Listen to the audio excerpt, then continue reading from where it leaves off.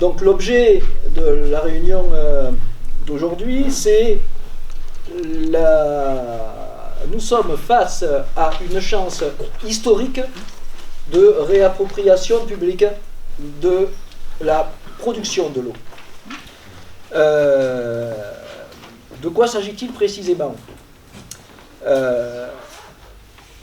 Au plan départemental, sous l'impulsion de la communauté d'agglomération Grand Paris Sud et de son vice-président Philippe Rio, la communauté Cœur-d'Essonne Agglomération, l'agglomération Val-de-Seine-Val d'Hier, le territoire métropolitain qui s'appelle Grand Orly-Seine-Bièvre, donc ça fait partie de la métropole de Paris, mais il y a un certain nombre de communes essonniennes qui y sont rattachées, 6 précisément, et plus le département de l'Essonne, donc, ont entrepris une démarche visant à une réappropriation publique de ce qu'on appelle le réseau interconnecté sud-francilien, qui est actuellement sous la coupe de Suez, qui en revendique la propriété.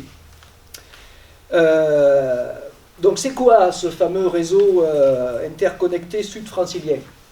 Ce sont des usines de production, telles que celle de Morsang-sur-Seine, et ce sont des tuyaux de transport qui conduisent l'eau depuis ces usines de production vers les réseaux de proximité propres aux collectivités responsables de l'approvisionnement en eau de leurs concitoyens.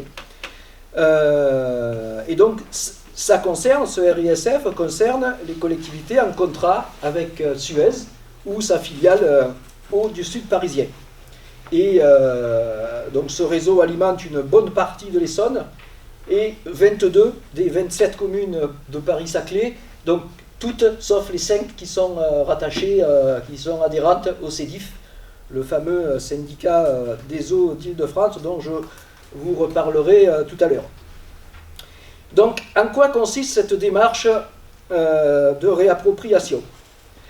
La démarche en question, d'autres que moi vous la détailleront plus précisément tout à l'heure, vise à la création d'un syndicat mixte fermé qui prendrait le contrôle de ce RISF en se substituant à Suez et à sa filiale du Sud parisien. Avec ce syndicat mixte, donc c'est la production d'eau potable qui deviendrait une production publique. Alors je réponds tout de suite à une question qui m'a souvent été posée. En soi, la création de ce syndicat mixte ne signifierait pas obligatoirement la généralisation des régies publiques, là où il n'y en a pas encore. Il y a un certain nombre d'endroits, c'est le cas de Cœur-d'Essonne Agglomération, c'est le cas de GPS, de Grand Paris Sud, où il y a des régies publiques, mais ce n'est pas encore, on va dire, le cas de notre agglomération à nous, Paris-Saclay. Donc en soi, la création de ce syndicat ne signifie pas obligatoirement la création d'une régie publique. On peut tout à fait imaginer qu'un EPCI, par exemple Paris-Saclay, achète l'eau au syndicat mixte et puis ensuite décide de confier la gestion de son réseau à un délégataire privé, Suez ou un autre. Aujourd'hui, c'est Suez qui s'en occupe.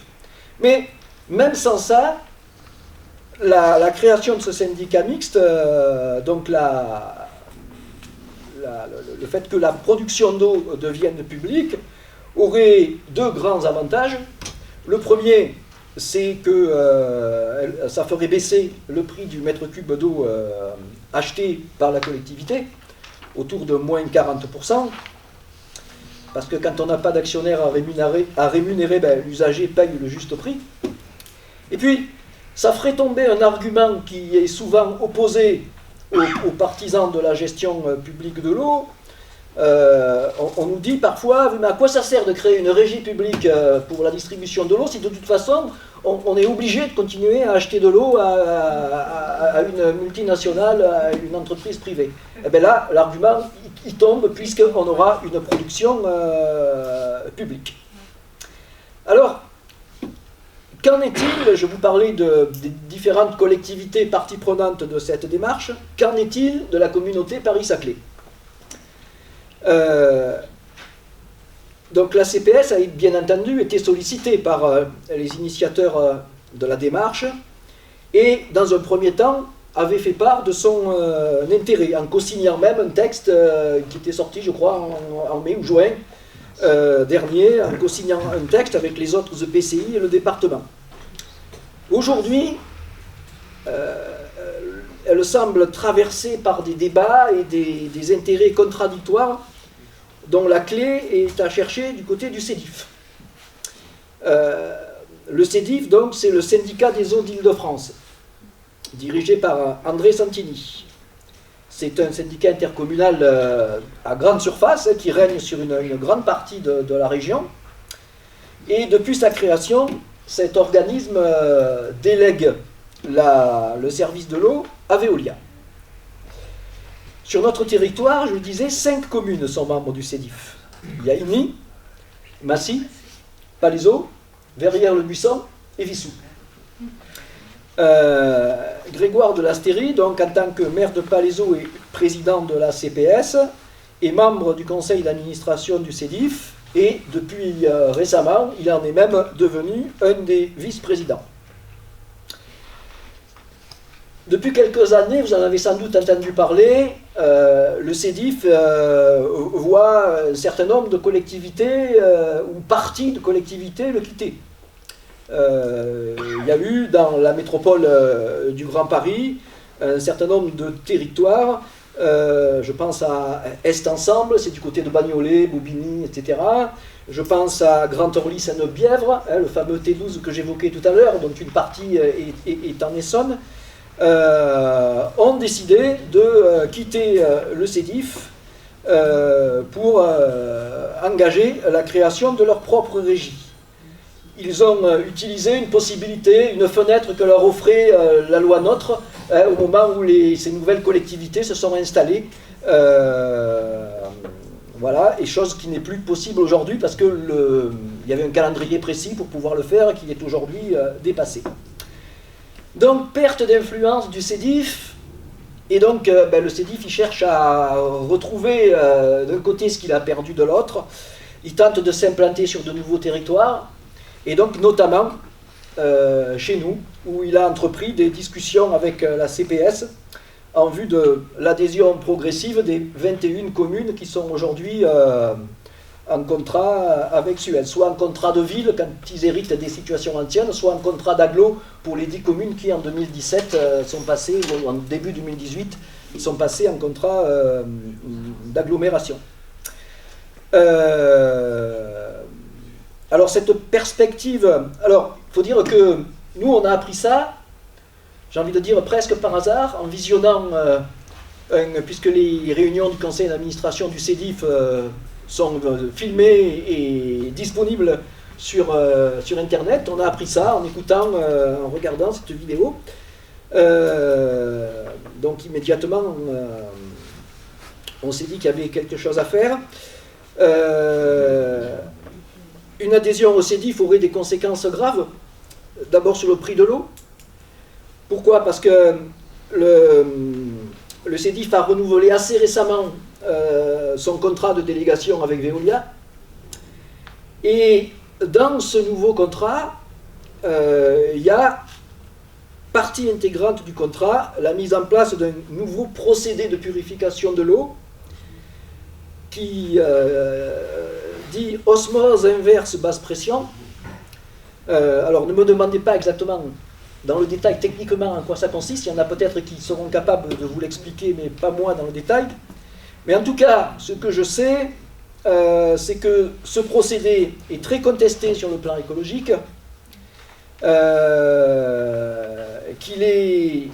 est contesté sur le plan écologique pour plusieurs raisons. D'abord parce que les déchets filtrés sont rejetés un peu plus en aval des usines de production, d'une part, parce qu'il produit une eau qui est complètement sans calcaire et donc qui devient impropre à la consommation humaine, dans laquelle on est obligé de remettre, etc. Et en plus, il est très onéreux. Et avec ce procédé-là, on va avoir droit à une augmentation en gros de 15% du prix du mètre cube d'eau facturé aux abonnés. Et il faut prélever 15% d'eau en plus, enfin 10% d'eau en plus. Et en plus, il faut prélever dans la ressource plus d'eau pour pouvoir sans pouvoir en distribuer plus. Autre conséquence d'une éventuelle adhésion au CEDIF, c'est la possibilité même de création de régies publiques qui serait rendue très compliquée pour plusieurs décennies, parce que dans l'état actuel de la législation, les conditions de sortie de CEDIF sont quasi impossibles à réunir. Comme je le disais tout à l'heure, ceux qui l'ont fait dans la dernière période, ils ont profité, ils se sont saisis de l'opportunité que leur donnait la loi NOTRe pour le faire. Donc voilà où on en est. Donc nous, en tant qu'association, on est à la fois en contact avec les collectivités et notamment un certain nombre d'élus de Grand Paris Sud. On travaille aussi en étroite collaboration avec des associations qui sont sur la même thématique que nous dans d'autres territoires. Je pense en particulier à l'association Eau Publique Orge-Seine, ou Seine-Orge, c'est Orge-Seine ? Orge-Essonne, pardon, excuse-moi, dont Pascal est un représentant, Pascal Grangeard, de Morsan-sur-Orge.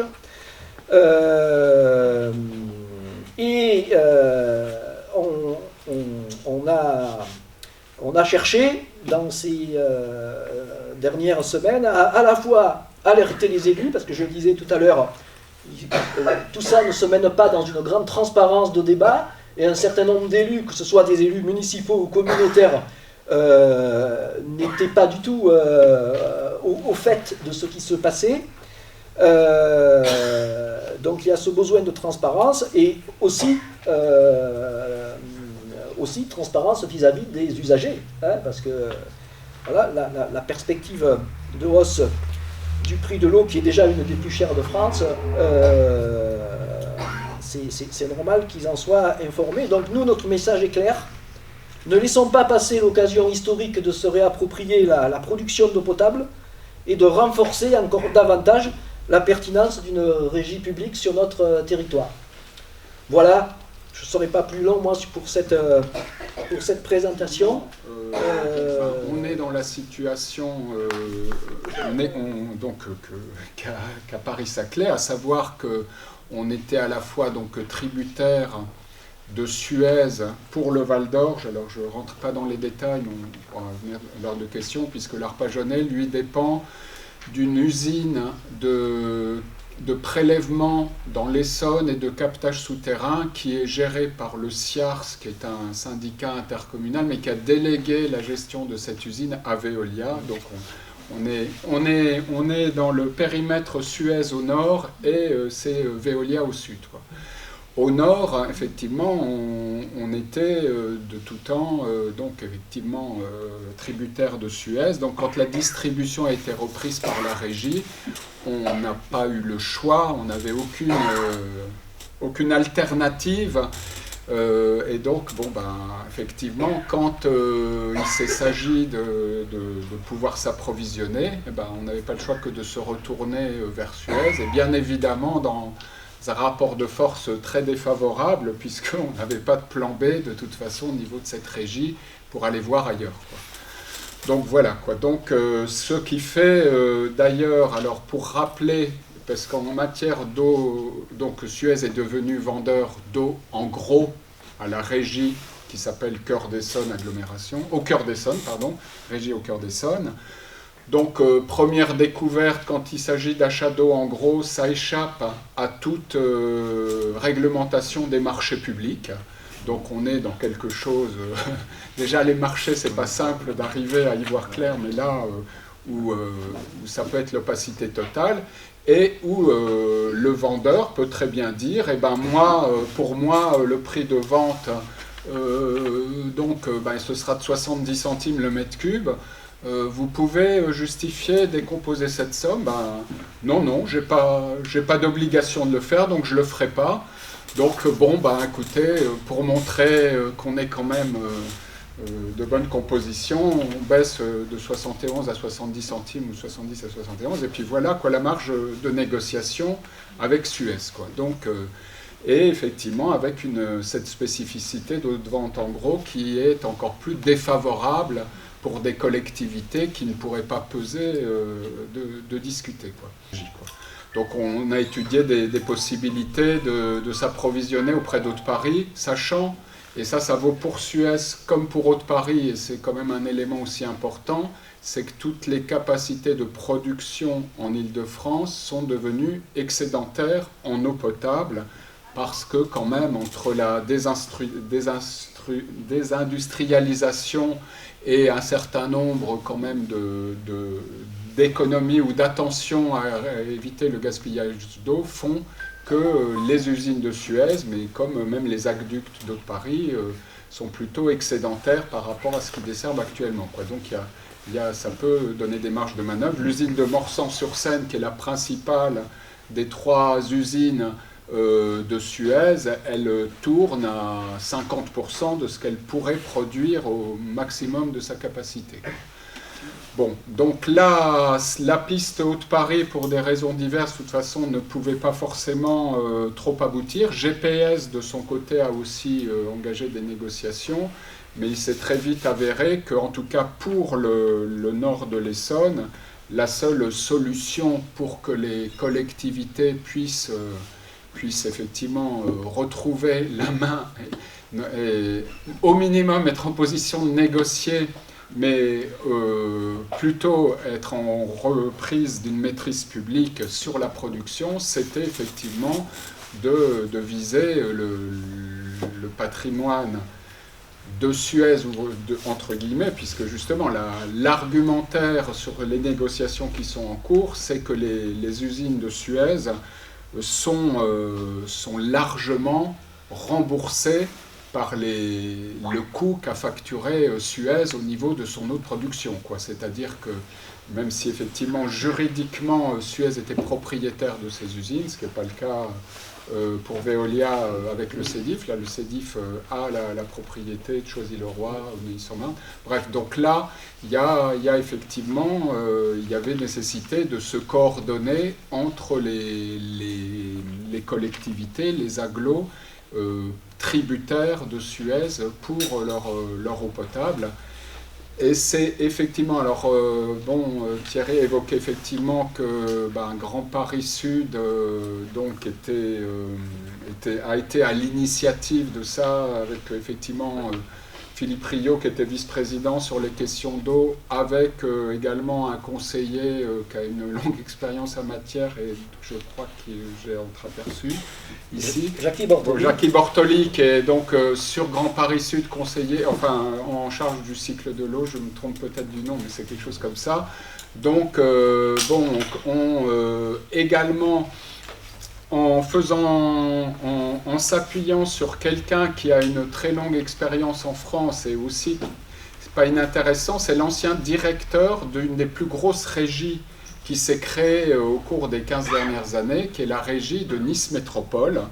Donc voilà, donc, ce qui rappelle d'ailleurs au passage que sur ces questions d'eau publique, à condition de créer justement les rapports de force, ça peut convaincre des élus d'un large éventail politique, hein, pour prendre quelqu'un comme Estrosi, c'est pas forcément celui dont on pouvait s'attendre, voilà, des choses de cet ordre.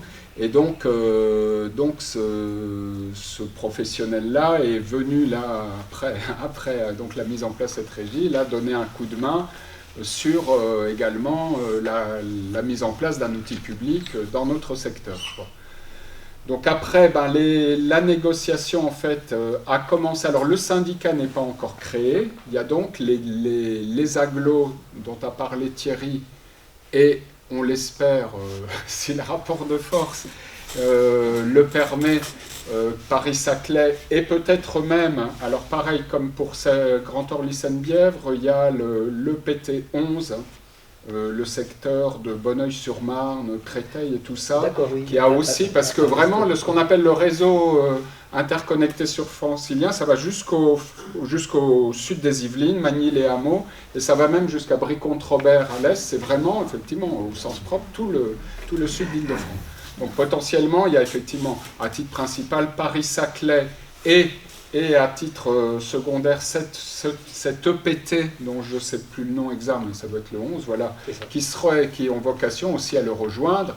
Et bien évidemment, plus le front sera uni, plus la marge de négociation de Suez pour que les conditions de reprise soient les plus favorables aux habitants, aux usagers et aux collectivités, voilà, quoi, plus le rapport de force sera favorable, en sachant qu'effectivement, d'ores et déjà, alors même que le syndicat n'est pas encore créé, et donc les négociations se mènent avec des représentants des différentes agglos qui ont déjà pris la décision, donc GPS, Cœur d'Essonne, et donc Val-d'Hier, Val-de-Seine, avec la particularité, et là, pour ceux qui sont essonniens de longue date, ça permet de mesurer ce qui bouge quand même dans ce département, puisque le président de Val-d'Hier, Val-de-Seine, c'est Durovray, qui est également président du département. Effectivement, dans le Val d'Orge, on est en gros à peu près à moitié-moitié de ce départ, c'est-à-dire 70 centimes d'achat à Suez ou à Veolia, parce que là, pour le coup, curieusement, effectivement, là, quand il s'agit, on est dans du duopole, quoi, c'est-à-dire des ententes qui ont d'ailleurs été condamnées il y a une quinzaine d'années en Essonne, justement, les ententes, disons, illicites, etc. Donc, et on a à peu près la même part pour le fonctionnement de notre régie, quoi. Enfin, Alban ? Oui, moi je voudrais revenir quand même un petit peu au niveau justement des choix qui sont faits et qui seront pris par la communauté Paris-Saclay. C'est vrai qu'elle a tendance quand même à tergiverser. On le voit bien. Le syndicat mixte, en fait, l'idée, il y avait une lettre d'intention, d'ailleurs, qui était quand même produite il y a, c'était au mois de mars, je crois, quelque chose. Enfin, c'est en début d'année. Le 10 mars. Hein? Le 10 mars. Oui, c'est ça, hein, c'est le 10 mars. Bon. Apparemment, on avait compris qu'à cette époque, qu'on n'avait pas rejoint complètement, effectivement, les 5 collectivités dont tu as parlé. Alors, soit la question qu'on peut se poser, c'est que on a tout intérêt, effectivement, à rejoindre de toute façon le syndicat mixte. Ça a été explicité et argumenté tout à l'heure. La deuxième option qui s'offre, effectivement, pour elle, c'est de rejoindre le CELIF. On voit qu'il y a eu quelques terrains d'approche, comme a dit Thierry tout à l'heure. Et la troisième, effectivement, option, c'est qu'avec une négociation directe avec Suez pour essayer de faire passer le prix, ce qui lui permettrait justement de ne pas rentrer dans le syndicat mixte. Voilà, donc ce qui pose question quand même, c'est que depuis le mois de mars, on est quand même maintenant en fin d'année, qu'il n'y a toujours pas une position très claire, c'est le moins qu'on puisse dire, de la part de la CPS. Donc voilà, donc je crois qu'il va falloir le suivre avec attention et mettre je veux dire, tous les moyens qu'on peut avoir pour essayer de comprendre et qu'il y ait un peu plus de transparence d'ailleurs, en particulier dans le fonctionnement de la CPS, parce que c'est quand même assez difficile d'avoir les informations, c'est le moins qu'on puisse dire. Bon, la deuxième question, ce serait peut-être, est-ce qu'on pourrait avoir un peu plus de précision sur le syndicat mixte, et en particulier, quels seraient les tarifs justement qu'on espère aujourd'hui du prix de vente. En gros, voilà, donc est-ce que vous avez des éléments là-dessus? Je crois les prix de Suez varient sur le RISF de 53 centimes à 87 centimes. Et c'est-à-dire que, voilà ce qui s'est passé, ça a été dit, en 1880, il y avait Vigneux qui alimentait les villages qui sont les nôtres. En 1930, Viry-Châtillon était créé. Et là, c'est là que vous avez commencé à être alimenté. Et en 1970, quand il y a eu la création des villes nouvelles, les fonctionnaires et politiques qui ont créé les villes nouvelles ont convoqué la Lyonnaise des Eaux et ont dit voilà, vous allez nous faire des usines pour les villes nouvelles. Et c'est en 1970 que Suez est devenu le monopole du RISF. Mais les réseaux existaient déjà. Ils étaient la propriété des collectivités. Mais les réseaux se sont mis à dépendre de ce fameux RISF. Et donc, ce qui n'a pas été dit, c'est qu'en 2005, Jean-Louis Anglander, président du maire de Saint-Michel, a engagé une bataille. Et en 2005, Suez a été condamné pour monopole. Et depuis 2005, jusqu'à maintenant, Suez a un monopole où personne ne peut venir distribuer de l'eau autre que celle de Suez. Ce qui fait que la création des régies est très très compromise pour une série de collectivités qui, évolution politique, idéologique peut-être, en tous les cas, voulant créer des régies, les seuls qui ont pu résister, c'est Cœur d'Essonne et une partie de GPS qui a créé sa propre régie. Donc les tarifs sont les tarifs que décide Suez. Voilà. Ce que je peux vous dire, c'est que les 22 communes qui sont aujourd'hui alimentées par Suez, eh bien, gagneraient beaucoup d'argent à entrer dans le syndicat mixte. Je ne vais pas dire le contraire, puisque je l'ai écrit au président de la STERI. Je suis Yannick Pinto, je suis habitant de Palaiseau et ancien maire adjoint ailleurs, il y a très longtemps. Donc j'ai connu beaucoup de choses et tout ça. Donc juste des précisions. Donc aujourd'hui, l'usine de Morsan appartient à la société, enfin la lyonnaise. Voilà. Donc eux, ils ne sont pas vendeurs aujourd'hui. Non, mais c'est pas prouvé ça. Non mais C'est des déclarations aujourd'hui. Ça fait 1 an et demi que je conduis les négociations. C'est la mission qui m'a été confiée par le président Bisson. Suez est d'accord pour se vendre. D'accord. C'est sur le but. D'accord, ils sont d'accord pour vendre. Ok. Suez, la première déclaration qu'il a faite quand je lui ai exposé la mission que j'avais, il a dit M. Bortoli, nous sommes d'accord, on ne peut pas conserver cette propriété. D'accord. Voilà. C'est dans un PV du 20 juillet 2000. Et pourquoi on ne s'intéresse pas aussi à l'usine de Veolia, là? L'autre, celle qui est sur, je sais pas où, à Oulainville ou je sais pas où, enfin dans le sud. Itteville. C'est pas une usine à Veolia, c'est une usine du CIAS. Oui, mais qui a délégué au. Il y a délégué, mais je suis vice-président du CIAS sur l'eau potable et j'ai des discussions avec le président et avec le conseil syndical pour modifier un certain nombre de choses. Parce qu'avec cette usine, on pourrait alimenter quand même une bonne partie, non? Cette usine, elle n'a pas de comment? Cette usine n'a pas de disponibilité, au contraire. Lui, elle vend 3 millions de mètres cubes sur 6 millions à Cœur d'Essonne. C'est pour ça que Cœur d'Essonne, ce qui a été expliqué, continue avec le FIAS. Mais voilà, la seule disponibilité. Il faut savoir que, c'est important, au total, il y a 40 millions de mètres cubes de disponibles, tenez-vous bien, à 30 centimes le mètre cube, avec Morsan-sur-Seine. À 30 centimes du mètre cube. Parce que toutes les usines, les 3 usines n'ont pas le même prix, bien entendu. Mais nous avons, nous, GPS, fait la démonstration à Suez, qui ne le conteste pas, que l'eau qui sort de Morsan est à 30 centimes. Voilà. Et c'est pourquoi, simplement, je suis obligé de vous dire, voilà, il se trouve quoi? Moi, pourquoi je suis dans ça?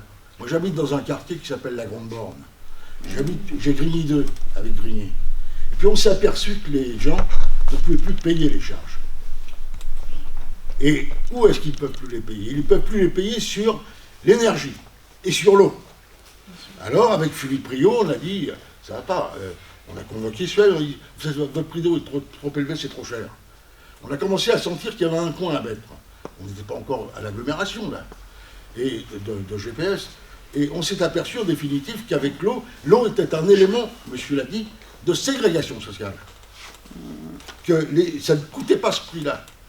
Et à force de gratter, on est rentré dans le GPS et on nous a confié la responsabilité de l'eau et on s'est aperçu qu'en définitive, il gagnait plus de 50%. Que le prix de l'eau, c'était pas ça.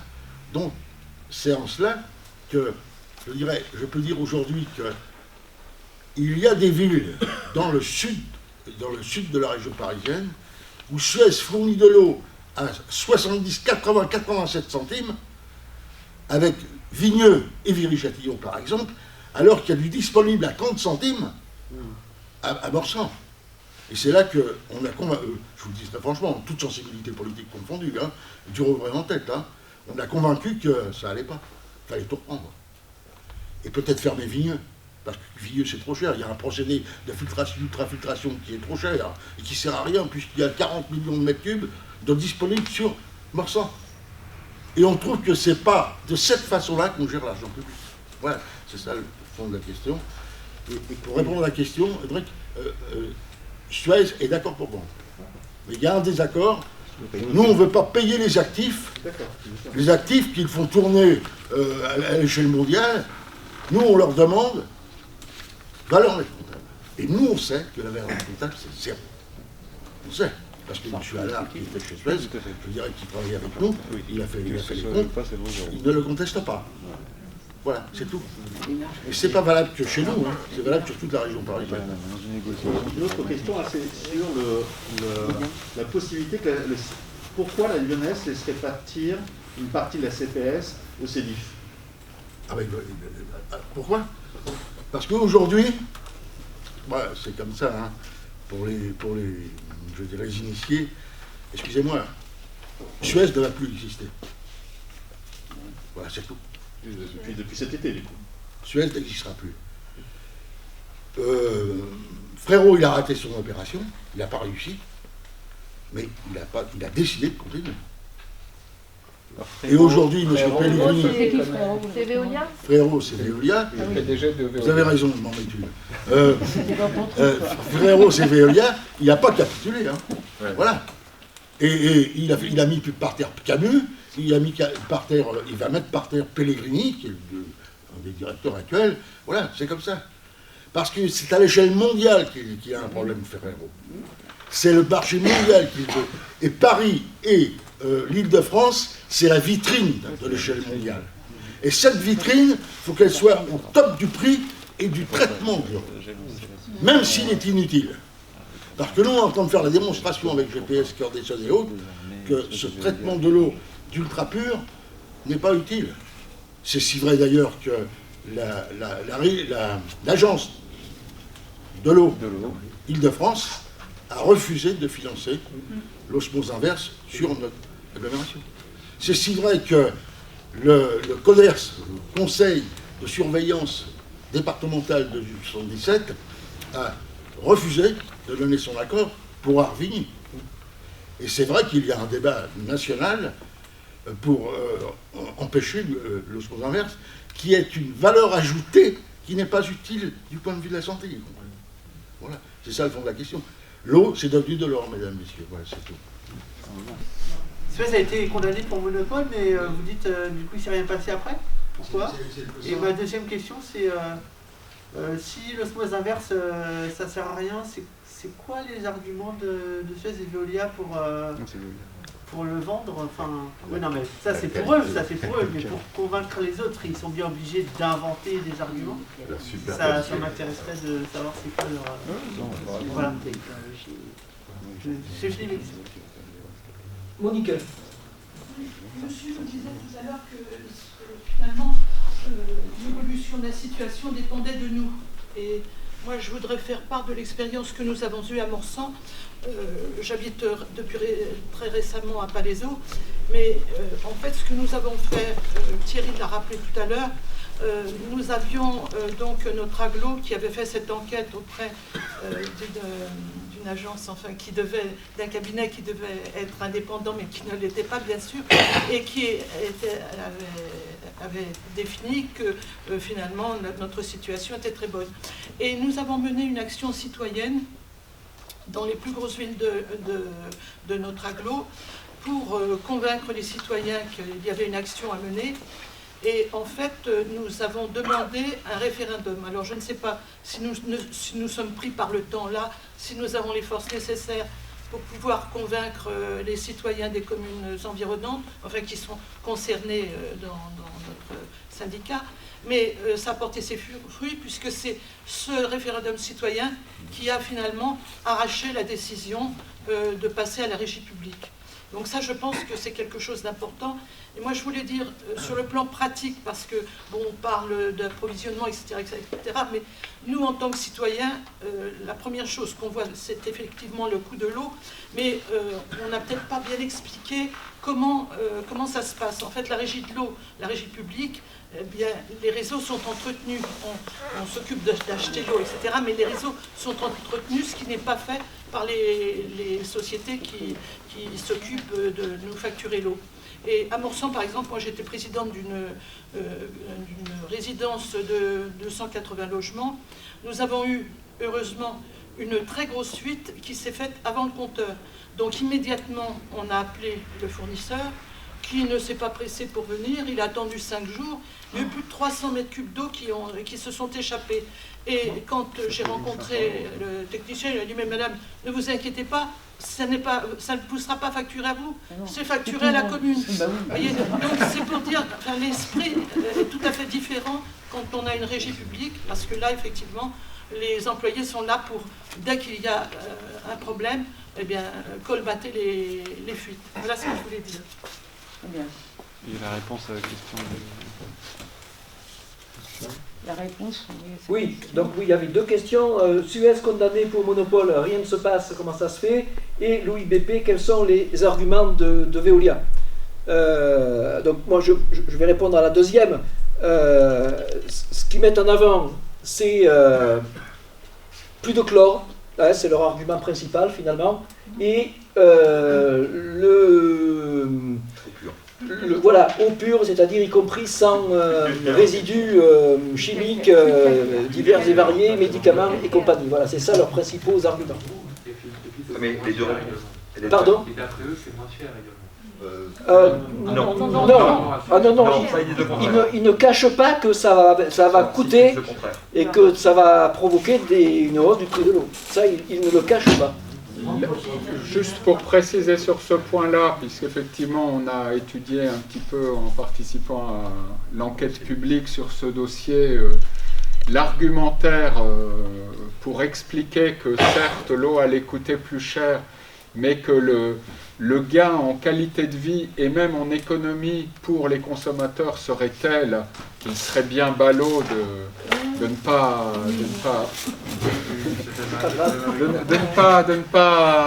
pas mesurer la chance qu'il aurait offerte avec ce projet. C'est l'idée qu'effectivement il y aura moins de tartre dans les chauffe-eau, qu'il y aura moins de tartre dans les appareils ménagers et que le gain en termes de durée de vie des appareils ou de consommation serait tel et serait en gros 10 fois supérieur au surcoût de la facture.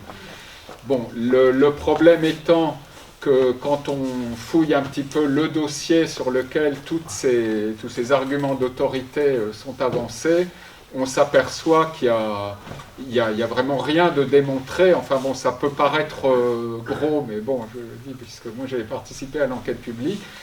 En tout et pour tout, les échantillons sur lesquels est affirmé ça, le bénéfice pour l'usager, repose sur une étude danoise qui a porté sur 20 ménages donc de Copenhague, effectivement, auxquels on a demandé s'ils avaient pour leur machine à laver et leurs appareils d'une déficit, et un panel à peu près du même tonneau dans un État des États-Unis, j'ai oublié lequel.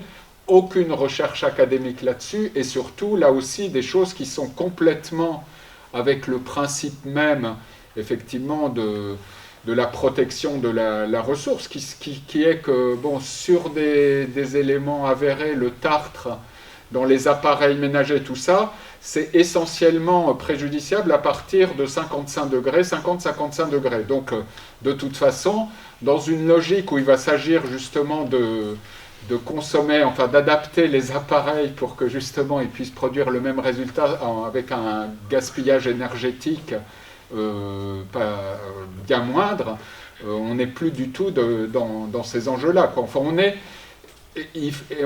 on était avec effectivement Christine, on a rencontré parce qu'on a été reçu. Alors là, c'est aussi un élément positif sur cette histoire d'OIPB. C'est que donc il y a effectivement eu une enquête publique pour Arvigny, qui est donc une usine qui dessert 5 communes, Athis-Mons, Juvisy, enfin voilà, donc mais qui est le banc d'essai pour généraliser. Donc c'est la préfecture de Seine-et-Marne, parce que l'usine est donc en Seine-et-Marne. Donc on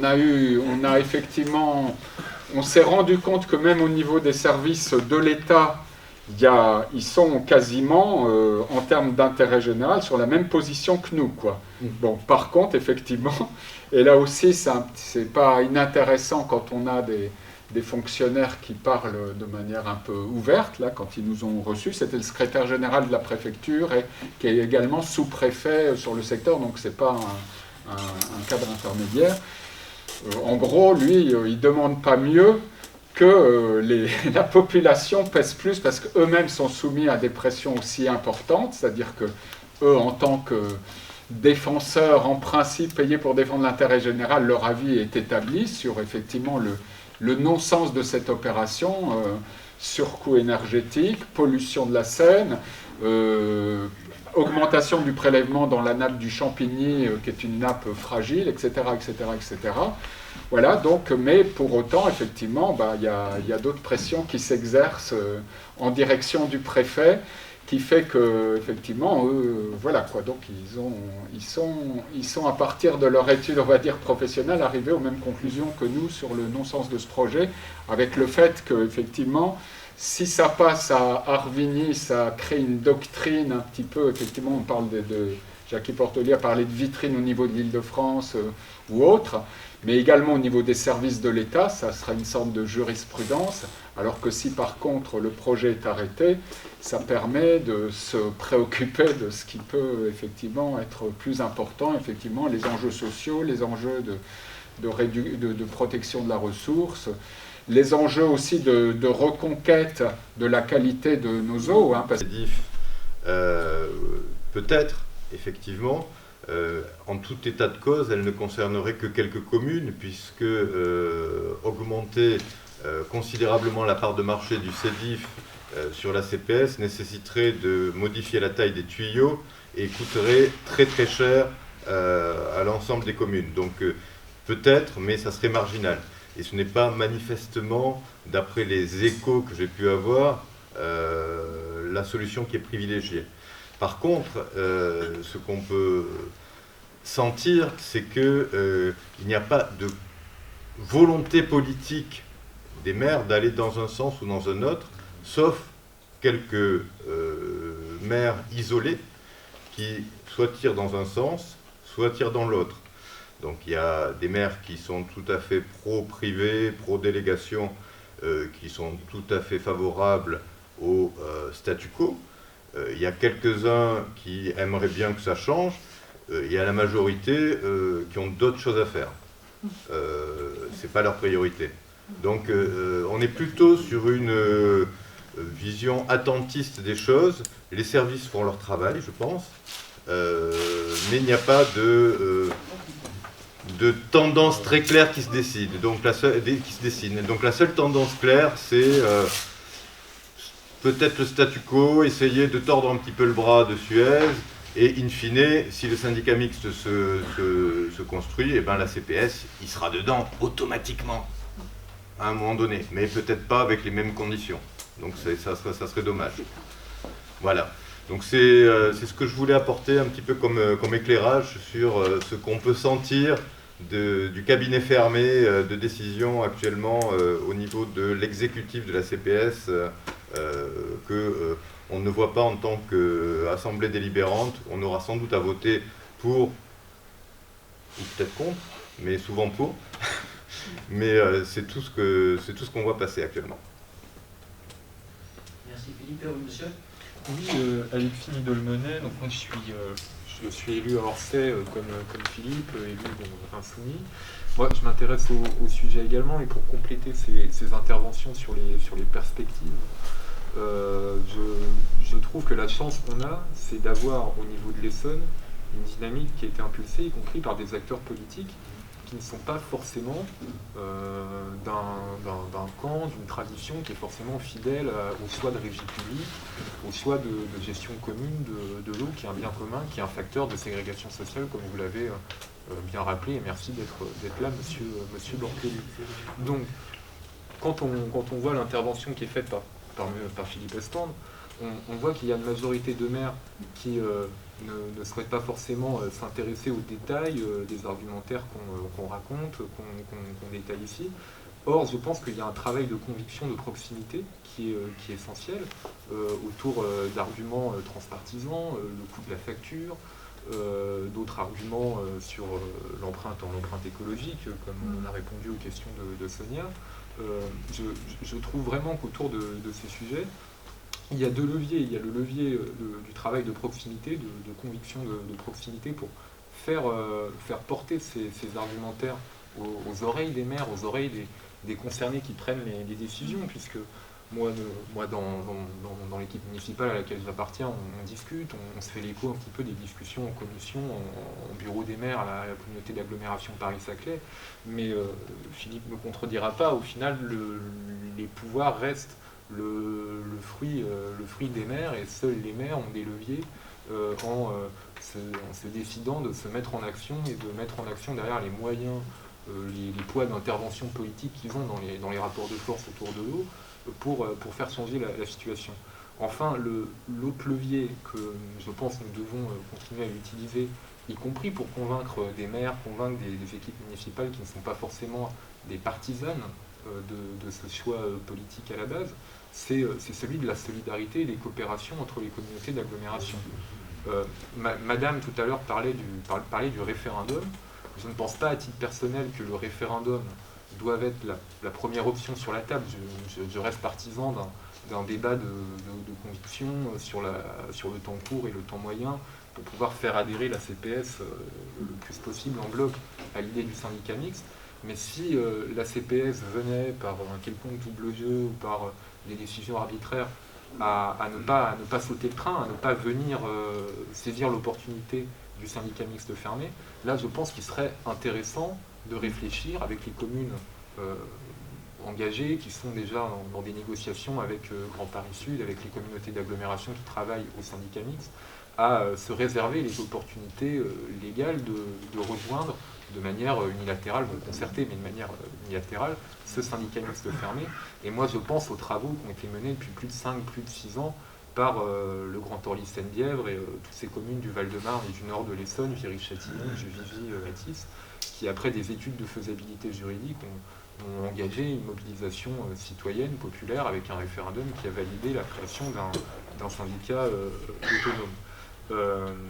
Donc sur ce sujet, je pense vraiment qu'il faudra également répondre, pour convaincre les maires dubitatifs ou fermés, à des questions essentielles que je pose du coup à M. Bortelli et aux acteurs qui sont susceptibles d'y répondre ici. Quelles seraient les conditions d'adhésion et donc de démission de ce syndicat mixte fermé, parce que je pense que c'est très important de pouvoir convaincre des élus réticents qu'il y a une porte de sortie en sautant dans ce train. Et quelles seraient les conditions pour ces différents acteurs de sauter dans le train, d'avoir un droit de regard dans ce syndicat mixte fermé, tout en se réservant par derrière les possibilités de revenir en arrière. C'est prévu dans le statut qu'une fois qu'on a traité avec Suez, ceux qui veulent rester, ils restent. Ceux qui veulent sortir, ils sortent. C'est prévu dans le statut. Voilà. Parce que nous sommes le seul syndicat, les collectivités qui rentrent, ils vont sortir. Monsieur ? Oui, je voulais revenir un peu sur ce qu'on disait là, et c'est aujourd'hui comment on peut finalement aller titiller un petit peu tous nos élus, parce que bon, il y a des copains qui sont dans la majorité, mais nous on a plutôt dans le secteur en tout cas des majorités de droite, donc comment nous on peut essayer, alors je sais que vous faites un gros boulot, et je vois qu'il faudrait essayer de voir comment on peut alors au-delà du référendum, mais c'est surtout comment on arrive à mobiliser et à titiller les maires pour qu'ils sentent qu'il y a la population qui, à un moment donné, se dit, bah voilà, il faut que nos maires, ils aillent dessus, quoi. Donc je ne sais pas qu'est-ce qui... Alors, je pense que déjà votre travail est intéressant et c'est à partir de là qu'il faut faire. Mais je pense qu'on a aussi à se mobiliser, nous, dans chacun dans nos villes, pour voir comment on arrive à faire en sorte que ça soit saisi par tout le monde et qu'on arrive à voir... Parce que je pense qu'un maire, quand il commence à avoir beaucoup de monde qui vient le voir pour ça, on peut se poser des questions, surtout si c'est pas très clair, voilà. Donc je pense que là, c'est peut-être le moment d'essayer d'intervenir fortement, parce qu'il va y avoir des décisions qui vont se dérouler. S'il y a la création du syndicat là bientôt, on va avoir dans les 6 mois, il va y avoir des choix qui vont être faits, et ces choix-là, ils vont devoir le faire à l'agglo. Donc c'est peut-être là où il y a besoin d'aller chercher un peu, et d'aller titiller un petit peu pour qu'ils entendent au moins des voix différentes et qu'ils puissent peut-être intervenir.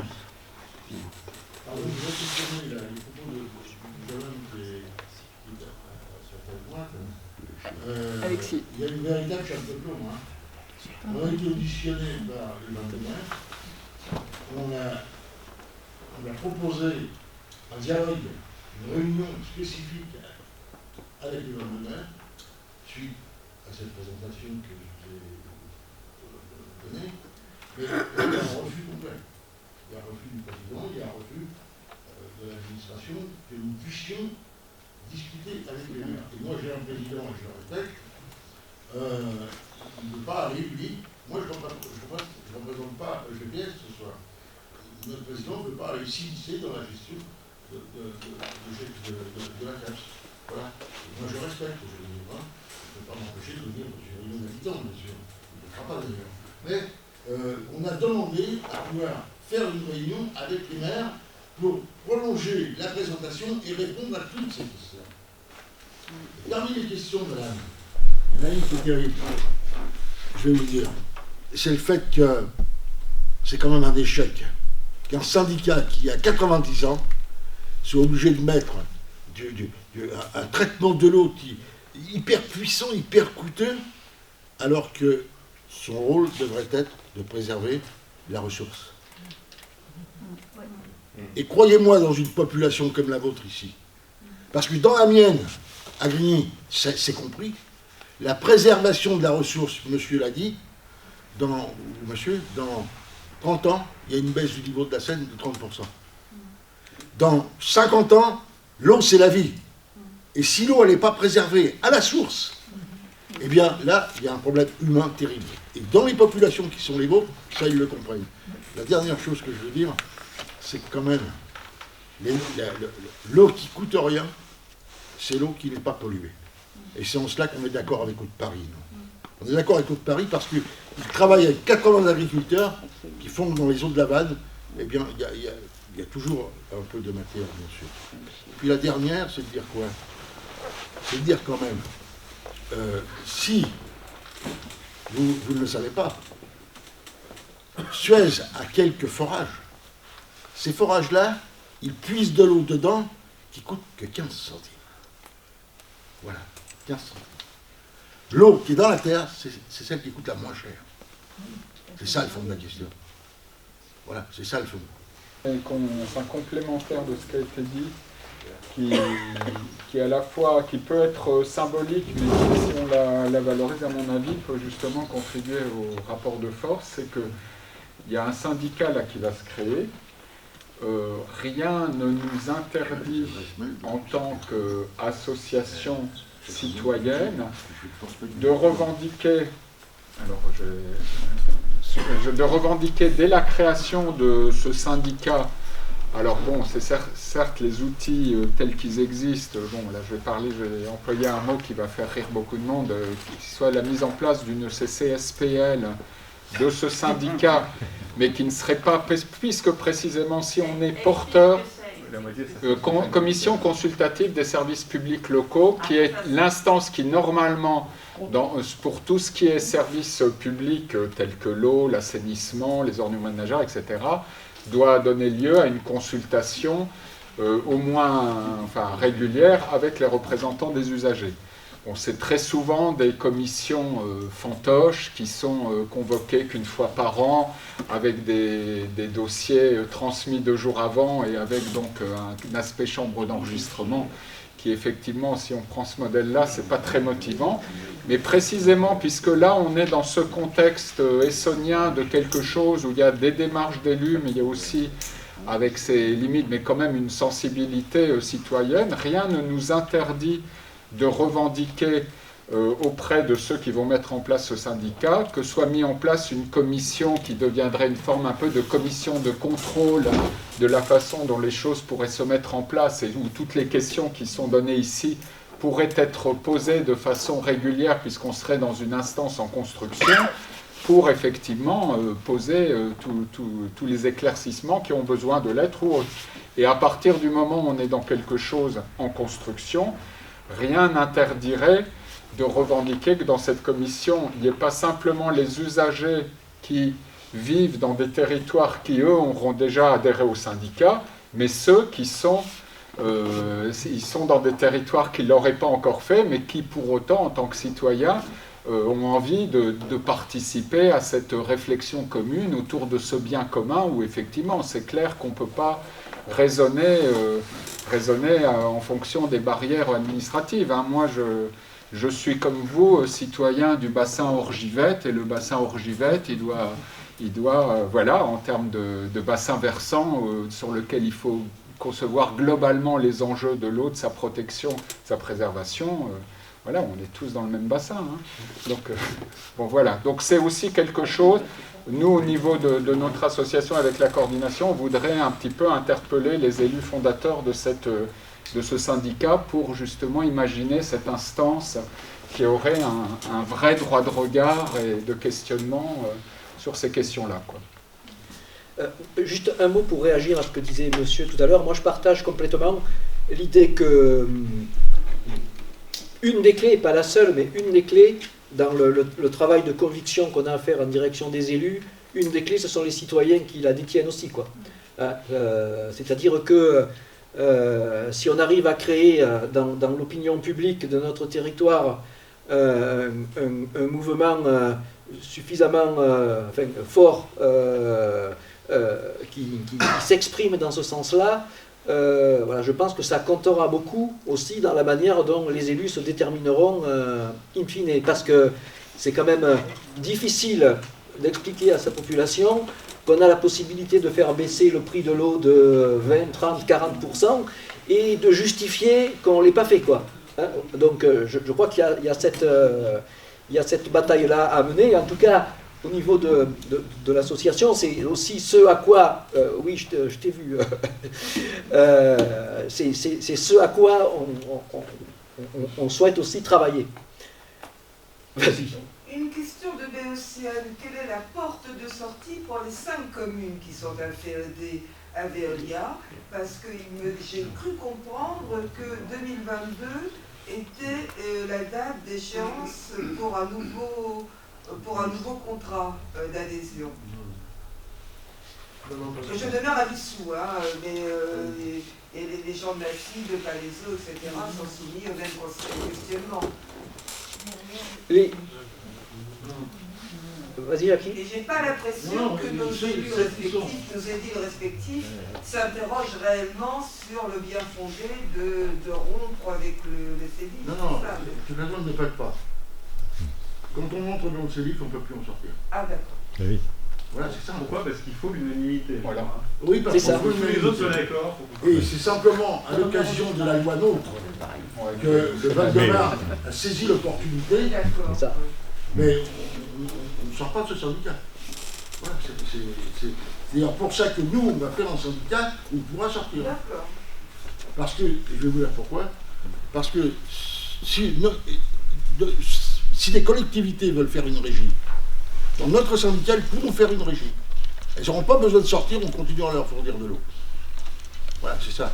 Le grand enjeu à l'échelle de la région parisienne, et s'il y a tout autour de la région parisienne plein de collectivités, le CEVEST, le syndicat qui est sur les Yvelines, d'autres dans la Seine-et-Marne, ils ne veulent pas rentrer dans le CEDIF à cause de ça.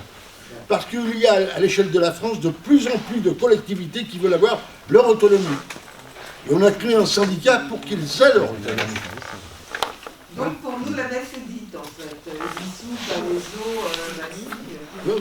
Il faudrait qu'il y ait une révolution culturelle au CEDIF pour qu'il puisse sortir.